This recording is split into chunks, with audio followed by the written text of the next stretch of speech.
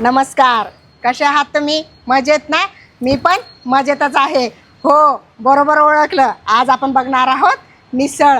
पण फक्त मिसळ म्हणून चालणार नाही बरं का, कारण आज आपण बघणार आहोत कोल्हापूरची झणझणीत आणि चविष्ट मिसळ.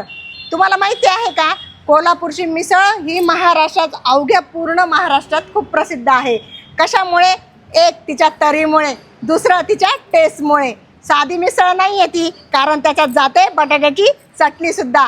ती बटाट्याची चटणीसुद्धा खूप साधी सिंपल असते, पण चविष्ट असते. म्हणून आज आपण बघणार आहोत कोल्हापूरची मिसळ. चला तर मग रेसिपी सुरू करूया. इथे मी अर्धा किलो मठ घेतले आहे, मोड फुटलेले म्हणजेच मटकी. ती स्वच्छ 2 ते 4 पाण्याने मी धुवून घेतलेली आहे. चला आता गॅस पेटवून आपण मटकीच्या चौपट पाणी ठेवणार आहोत. उकळी येईपर्यंत आपण त्याला झाकून देऊ. बघा, आता आपल्या पाण्याला उकळी आली आहे. आता आपण त्याच्यात मटकी टाकू. मला इथं गावरान मठ मिळाले नव्हते, म्हणून मी साधेच मठ घेतले आहे. तुम्हाला जर गावरान मठ मिळाले ना तर खूप छान होईल, कारण गावरान मठाची चवच वेगळी असते. आता आपण त्याच्यात थोडीशी हळद टाकू आणि पुन्हा परत झाकण ठेवू. आता तुम्ही विचार करत असाल, हळद तर टाकली मी, पण मग त्याच्यात मीठ आणि तेल नाही टाकलं. त्याचं कारण आहे, तुम्ही जर लगेच मीठ टाकलं तर बघा मटकी अशी हार्ड होते, म्हणजे थोडीशी कडक होते. पण तीच मटकी जर तुम्ही 30% 40% शिजू दिली आणि त्यानंतर आपण त्याच्यात मीठ टाकलं तर मटकी सॉफ्ट होते. म्हणूनच मी मीठ आणि तेल उशिरा घालणार आहे. शक्यतो तुम्ही पण तसंच करा.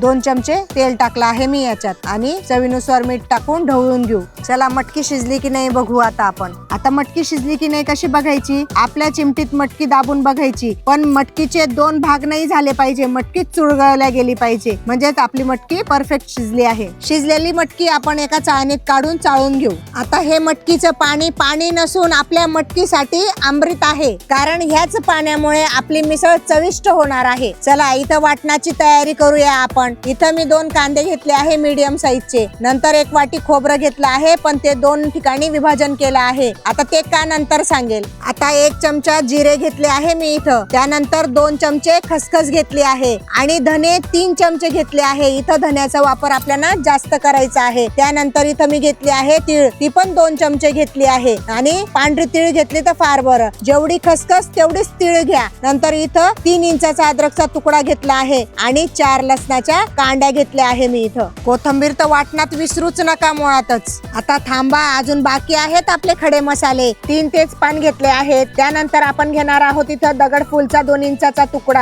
आणि जायत्रीचा पण 2 इंचाचा तुकडा घेतला आहे. चक्री फूल इथं 2 घेतले आहे. मसाला विलायची 1 घेतली आहे आणि साधी विलायची 1 घेतली आहे. दालचिनीचा 3.5-4 इंचाचा तुकडा घेतला आहे, 1 मोठा. त्यानंतर मी इथं लाल मिरच्या घेतल्या आहे 7. कोल्हापूरच्या मिरच्या आहेत झणझणीत. इथं 5 लवंगा आणि 6 मिऱ्या घेतल्या आहेत. मिऱ्या लवंगा आपल्याला जास्त टाकायच्या नाहीये. चला, वाटणाची तर अर्धी तयारी झाली आहे, आता अर्धी बाकी आहे. इथं 2 कांदे घेतले होते ना, त्या कांद्यांना अगदी मधोमध अशा 2 चिरा मारायच्या आहे आपल्याला, दोघं पण कांद्यांना. कारण का, आपण हे कांदे गॅसवर भाजणार आहोत आणि ते जास्त काळे होऊ नये म्हणून. आता गॅसवर मी 1 रिंग ठेवली आहे, त्याच्यावर मी हे दोघं कांदे भाजायला ठेवेल आणि जे 2 तुकडे घेतले होते त्यातला मोठा तुकडा मी गॅसवर भाजायला ठेवेल आणि एक साईडला ठेवेल. खोबरं लवकर भाजलं जातं, म्हणून खोबरं जास्त जाळू नका. आता हे 2 कांदे पण आपले झाले आहेत भाजून, ते पण आपण बाजूला काढून हे बघा असे कापून घेऊ. आतमध्ये कांदे कच्चे नाही, थोडेसे लालसर झालेले आहेत आणि आपल्याला तसेच पाहिजे. आता भाजलेलं खोबरं आपण कट करून घेऊ. पाट्यावर राहिला असता तर ठसा ठेचून घेतला असतं खोबरं पण आणि कांदा पण. आता आपण अद्रक पण बारीक कापून घेऊ. आता अर्धी वाटी ठेवली होती ना खोबऱ्याची, ती पण आता आपण अशी बारीक कट करून घेऊ. आता खोबरं आणि अद्रक आपलं बारीक झालं आहे. कांदा पण तसा बारीक करून घेतला आहे आणि भाजलेलं खोबरं पण. चला, आता तव्यावर आपण 3 चमचे तेल टाकून घेऊ आणि त्या तेलामध्ये आता आपण टाकणार आहोत धणे. धणे झाल्यावर लगेचच खसखस टाका. खसखस झाल्यावर तीळ पण टाका. आता जिरे पण लगेच टाकून घेऊ, ते खमंग भाजून घेऊ. त्यानंतर आपण त्याच्यात टाकणार आहोत खडे मसाले. आपल्या खड्या मसाल्यांचा छान सुगंध दरवळायला लागला का आपण त्याच्यात टाकणार आहोत खोबरं. खोबरं पण छान भाजून झालं आहे. मग आपण अद्रक आणि लसूण तरी कसे कच्चे ठेवणार, मग आपण ते पण तव्यावर भाजायला टाकू या मसाल्यांमध्ये. आता आपला मसाला छान भाजला गेला आहे आणि आता आपण तो काढून घेऊ. आता आपले सगळे मसाले भाजून झाले आहेत. आता मिक्सरच्या भांड्यात आपण आधी कोरडा मसाला काढून घेऊ. आता न पाणी वापरता हे बघा अशी मी पावडर करून घेतली आहे. मग आपण त्याच्यात टाकू खोबरं आणि कांदे आणि हो कोथिंबीर सुद्धा. पाणी टाकून आता आपण छान पेस्ट तयार करून घेऊ. हे बघा आपलं वाटण तयार आहे. कुठलंही वाटण असो पाण्याचा वापर कमी करा. हे बघा मी पाण्याचा वापर कमी केला आहे, कारण का मसाला असा छान परतवला जातो आणि लवकर तेल सोडतो. मग काय वेळ आणि मेहनत दोघं पण कमी लागतात. आता आपण एक पातेलं ठेवू. पातेलं घ्या किंवा कढई घ्या, पण जाड बुडाचीच घ्या. चला आता तेल घेऊ. 5 ते 6 वगळ्या तेल घेतलं आहे, कारण तरीची मिसळ आहे ना म्हणून. तर त्याच्यात टाकू आपण 2 चिमूट हिंग. कांदा लसूण मसाला 2 चमचे घातले आहे आणि मिरची पावडर 1 चमचा. जास्त गरम तेलात परतवायचे नाहीये आपल्याला. मग नंतर टाकू आपण वाटण. आपलं वाटण टाकून आपण छान असं परतवून घेऊ. परतवून झाल्यानंतर आपण त्याच्यात टाकणार आहोत अर्धा चमचा हळद पावडर आणि पुन्हा परत परतवून घेऊ. तेल सुटीपर्यंत आपल्याला मसाला परतवत राहायचा आहे. पलटा ठेवू नका खाली, कारण का मसाला करपायची शक्यता असते. आपण याच्यात पाण्याचा वापर कमी केला आहे म्हणून. वा वा किती छान. बघा ना किती लवकर आणि किती सुंदर तेल सुटलं आहे आपल्या वाटणाला. आता आपण त्याच्यात टाकू मटकी शिजवलेलं पाणी. आता काय चवीनुसार मीठ टाकून घेऊ. तयार झाला आपला मटकीचा रस्सा. किती छान तरी आहे आणि बघा ना किती सुंदर रंग पण आहे. बघितलं ना आपल्या मिसळच्या रश्श्याला छान असा कट आला आहे.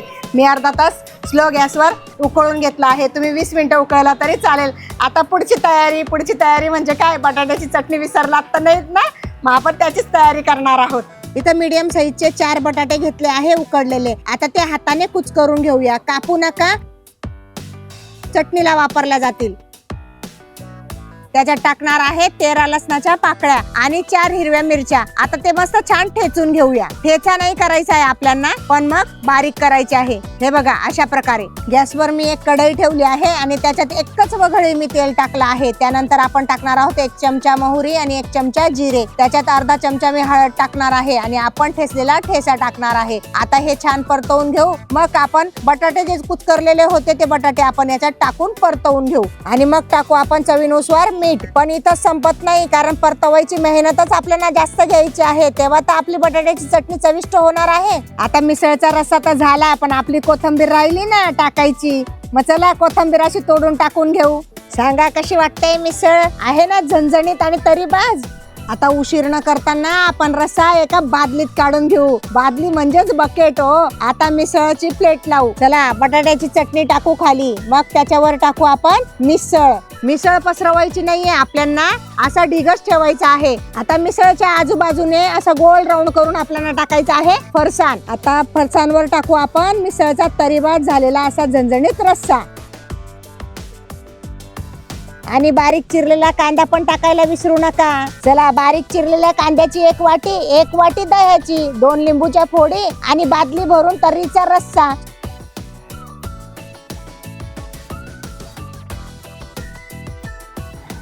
ही आहे आपली झणझणीत कोल्हापुरी मिसळ तयार. आवडली असेल तर नक्की घरी ट्राय करा.